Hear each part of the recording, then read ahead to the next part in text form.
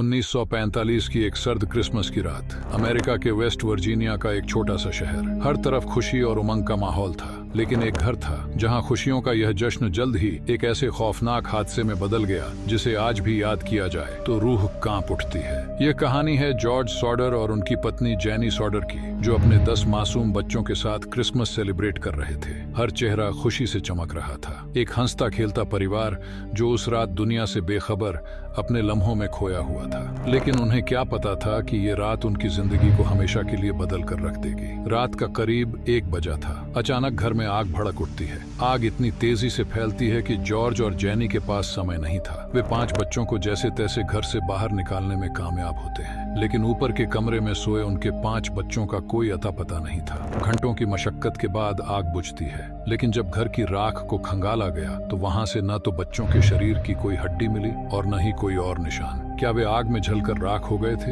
या उन्हें किसी ने किडनैप कर लिया था? यह हादसा था या किसी ने इसे प्लान किया था? सवाल अनगिनत थे, लेकिन जवाब आज तक कोई नहीं जान पाया। ये कहानी सिर्फ एक परिवार के गम की नहीं है, बल्कि एक ऐसा राज है जिसने दुनिया भर के लोगों को हैरान कर दिया। क्या हुआ था उस रात? आइए इस अनसुलझी पहेली की हर परत को समझने की कोशिश करते हैं।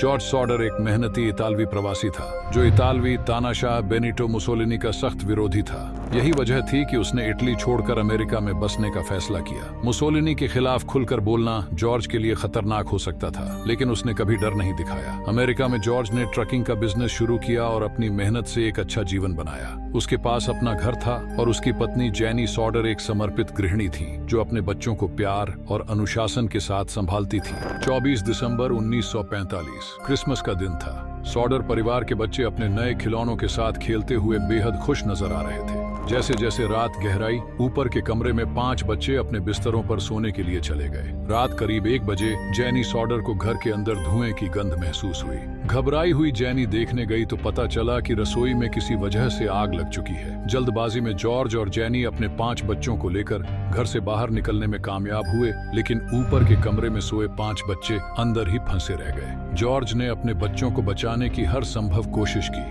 पहले वह 2nd फ्लोर की खिड़की तक पहुंचने के लिए सीढ़ी ढूंढने दौड़ा, लेकिन वो सीढ़ी अपनी जगह से गायब थी।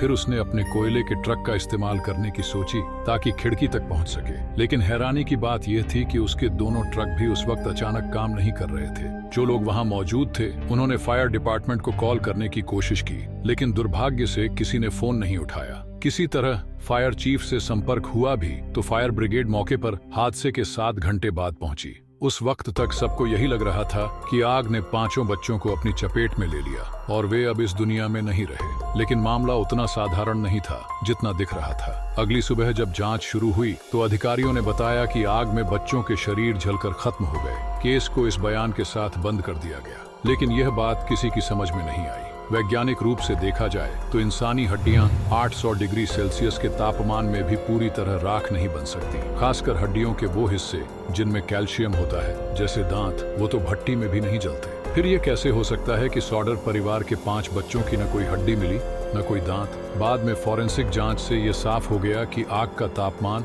और उसकी अवधि इतनी लंबी नहीं थी कि इंसानी हड्डियों को पूरी तरह राख बना सके। ये बात बेहद परेशान करने वाली थी।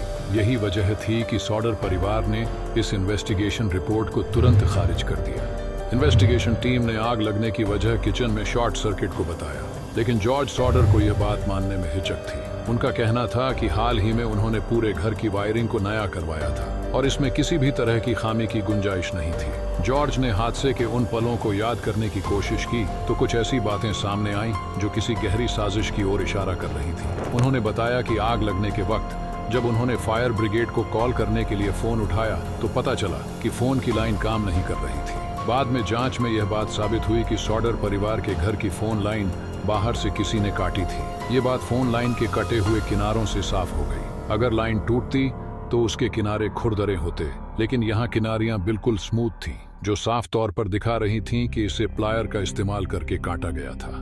बाद में जेनी सॉडर को याद आया कि ठीक 12:30 बजे घर का फोन बजा था। दूसरी तरफ कोई औरत थी जो जोर जोर से हंस रही थी। जेनी ने इसे रॉन्ग नंबर समझकर फोन काट दिया, लेकिन अगर रात 1 बजे फोन लाइन कटी हुई थी और आधे घंटे पहले उस पर यह अजीब कॉल आई थी, तो इसका मतलब यह हुआ कि फोन लाइन आग लगने से आधा घंटा पहले ही काटी गई थी। रात अजीब घटनाओं से भरी हुई थी। पहले फोन कॉल और फिर आग लगने से चंद मिनट पहले जेनी को छत पर कुछ गिरने की आवाज सुनाई दी। जब बाद में कुछ और आवाजें नहीं आईं, तो जेनी वापस सोने चली गई, लेकिन कुछ ही मिनटों बाद उन्हें धुएं की गंध महसूस हुई। इसके अलावा जो सीढ़ी जॉर्ज जहां रखता था वह हादसे के वक्त वहां से गायब थी और बाद में घर से दूर एक खेत से बरामद हुई। जॉर्ज की दोनों ट्रक्स, जो एक दिन पहले तक बिल्कुल सही काम कर रही थीं, आग लगने के वक्त अचानक खराब हो गईं। इन तमाम घटनाओं ने जॉर्ज सॉडर के शक को यकीन में बदल दिया। उनके बच्चे मरे नहीं बल्कि किडनैप किए गए थे।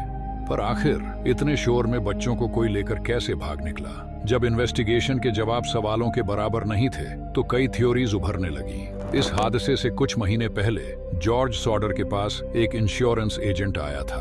वह जोर देकर घर की इंश्योरेंस लेने को कह रहा था, लेकिन जब जॉर्ज ने साफ मना कर दिया तो वह एजेंट धमकी देकर गया, तुम्हें इसका एहसास तब होगा जब तुम्हारे घर में आग लगेगी। क्या किसी ने आग को सिर्फ ध्यान भटकाने के लिए इस्तेमाल किया और उसी वक्त बच्चों को अगवा कर लिया? दूसरी थ्योरी कहती है कि जॉर्ज सॉडर के इटालियन डिक्टेटर मुसोलिनी के खिलाफ दिए बयानात इटालियन माफिया को पसंद नहीं आए। शायद माफिया ने ही उन्हें टारगेट किया और उनके बच्चों को अपने कंट्रोल में ले लिया। कुछ लोगों ने दावा किया कि आग के बाद सॉडर के बच्चों को अलग अलग जगहों पर देखा गया। एक महिला ने कहा कि उसने एक होटल में बच्चों को एक अजीब कपल के साथ देखा। दूसरी रिपोर्ट्स के मुताबिक किसी ने उन्हें कार में दूर ले जाते देखा।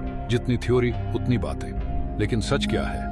ये तो कंफर्म हो गया कि सॉडर के बच्चे आग की वजह से नहीं मरे, लेकिन फिर सवाल ये है, अगर वो मरे नहीं तो आखिर गए कहां? हादसे के 1 साल बाद कुछ नए सबूत सामने आए। पहले इन्वेस्टिगेशन टीम ने आग लगने की वजह शॉर्ट सर्किट बताई थी, लेकिन यह थ्योरी गलत साबित हुई। नई जांच में पता चला कि आग जानबूझकर लगाई गई थी। उस रात एक बस ड्राइवर वहां से गुजर रहा था। उसने देखा कि कुछ लोग फायरबॉल जैसी कोई चीज फेंक रहे थे। कुछ महीने बाद जब बर्फ पिघली तो घर के पास से रबर जैसा एक गोल ऑब्जेक्ट मिला। इसे पाइनएप्पल बॉम्ब कहा जाता है। जेनी को अचानक आग लगने से कुछ मिनट पहले सुनी गई वो आवाज याद आई। वह आवाज छत पर किसी चीज के गिरने की वजह से आई थी। क्या ये सब महज इत्तेफाक था या फिर एक गहरी साजिश का हिस्सा?